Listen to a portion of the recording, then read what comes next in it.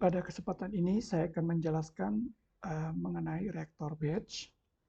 Nah, kita tahu bahwa reaktor batch ini sangat penting karena sering sekali digunakan untuk memperoleh data-data kinetika reaksi yang nantinya dapat di-scale up dalam skala industri. Nah, maka karena sangat penting untuk kita ketahui bahwa penurunan persamaan-persamaan umum yang digunakan dalam percanggahan reaktor.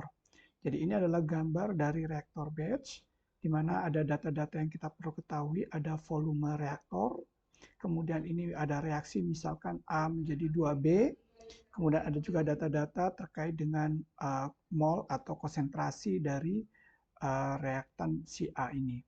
Nah, kita juga tahu bahwa ada laju reaksi, yang dimana laju reaksi kita sebut dengan RA, itu merupakan satuan dari konsentrasi per waktu. Nah, di asumsi sini nanti reaktor batch ini adalah reaktor di mana pencampuran atau pengadukan secara sempurna. Nah, sehingga kita tahu bahwa kita ingin menghitung bagaimana neraca massa reaktor di dalam reaktor batch ini. Nah, kita tahu bahwa ini adalah persamaan input dikurangi output ditambah pembentukan karena adanya reaksi sama dengan akumulasi.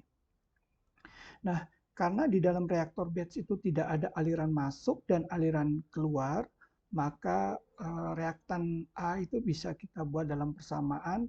Nah, untuk input sama dengan 0, output sama dengan 0, dan di sini adalah terjadinya adalah reaksinya di mana integral dari RA dikali dengan dV sama dengan dNA per dt. Nah, dNA ini adalah satuan mol per satuan waktu.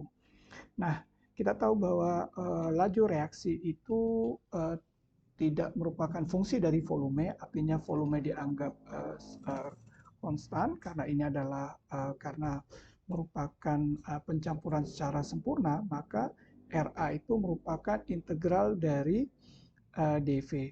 Nah, kalau dV ini integralnya adalah V, maka RA integral dV hasilnya adalah RA kali V. Nah, ini kalau kita substitusi ke dalam persamaan ini, maka akan diperoleh bahwa RA kali V sama dengan dNA per dt. Nah, ini merupakan bentuk dari diferensial. Nah, kalau kita lanjutkan, kalau kita tahu bahwa RA itu sama dengan minus K, K ini adalah koefisien dari laju reaksi dikali dengan fungsi dari CA, atau fungsi dari CA ini merupakan fungsi dari Na atau fungsi dari mol reaktan, maka persamaan yang ini akan kita rubah bahwa V sama dengan integral dari 1 per RA kali dari dNA per dt. Nah, ini merupakan bentuk dari integral. Oke, itu aja. Terima kasih atas perhatiannya. Nanti selanjutnya saya akan membahas terkait dengan contoh soal dari reaktor batch. Terima kasih.